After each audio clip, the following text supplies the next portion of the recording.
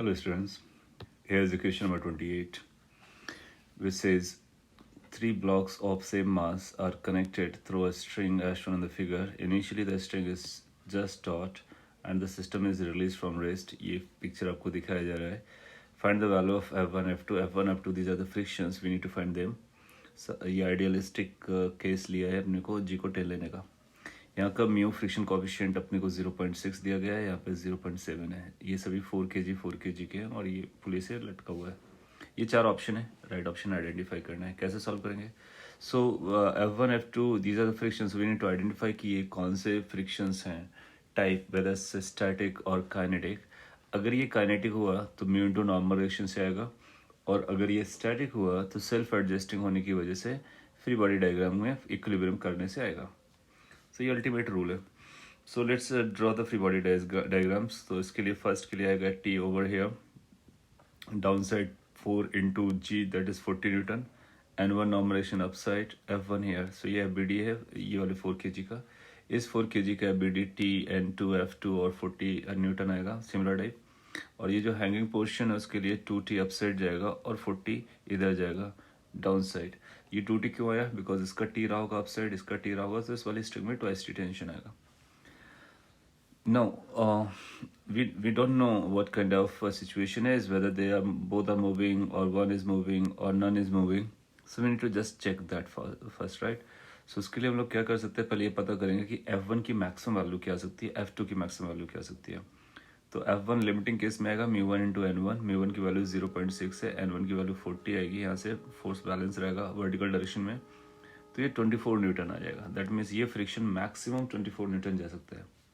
Similarly F2 की जो max value जा सकती है वो μ2 N2 आएगी. μ2 की वैल्यू 0.7 है और N2 की वैल्यू अगेन 40 आएगी, तो ये 28 आ जाएगा. सो ये 28 न्यूटन तक मैक्स जा सकता है, और उससे ज़्यादा अगर ये T निकला तो फिर अकॉर्डिंगली वो काइनेटिक में कन्वर्ट हो जाएगा. नाउ इस वाले पार्टिकल के ये ब्लॉक के बारे में बात करें तो 2T अप साइड है, 40 डाउन साइड है. तो ये जो ब्लॉक होगा ये अगर मूव करेगा तो डाउनवर्ड करेगा या स्टे करेगा, ये अपवर्ड मूव नहीं करेगा. क्योंकि यहाँ पर कोई फोर्स आपने लगाया नहीं है और ये इसके इन साइड से अवे जाने का कोई चांस नहीं है. तो इसका जो एक्सेलरेशन आएगा इधर डाउनवर्ड और 0. तो हम ऐसा बोलेंगे कि 40 minus 2T downward total force must be greater than equal to 0. So या तो ये 40 माइनस 2T 0 आएगा या 0 से बड़ा आएगा. दैट बेसिकली सेज की जो टेंशन आएगा that will be less than equal to 20 newton. तो जो टेंशन इस पे जाने वाला है वो 20 न्यूटन या उससे कम आने वाला है. अब हम देख सकते हैं कि ये टेंशन 20 या उससे कम है और ये मैक्सिमम कितना जा रहा है, 24 जा रहा है. तो आप पाओगे कि सिंस ये जो पुलिंग फोर्स है वो इसकी लिमिटिंग वैल्यू से कम है, 24 is a bigger number, right. So इसका मतलब है कि ये ब्लॉक मूव नहीं करेगा. सिमिलरली ये जो T है, T की अगर मैक्सिमम वैल्यू भी ले लें 20 न्यूटन, तो इसकी मैक्सिमम वैल्यू 28 है, उसको क्रॉस नहीं कर पा रहा है इसको, तो ये ब्लॉक भी मूव नहीं करेगा. तो यहाँ से अपने को ये पता चला कि T मैक्स की जो वैल्यू है F1 मैक्स से भी छोटा है और F2 मैक्स से भी छोटा है. दैट मीन्स F1 F2 दोनों स्टैटिक होंगे और ये दोनों ब्लॉक मूव नहीं कर रहे होंगे. एक बार हमने ये डिसाइड कर लिया दोनों मूव नहीं कर रहे होंगे, तो उस केस में इसका एक्सेलरेशन हो जाएगा 0. सिंस इसका भी एक्सेलरेशन 0 हो गया तो इक्वालिटी आ जाएगी. दैट मीन्स T की वैल्यू 20 न्यूटन आ जाएगा. T मैक्स के बराबर हो गया, 20 न्यूटन हो गया.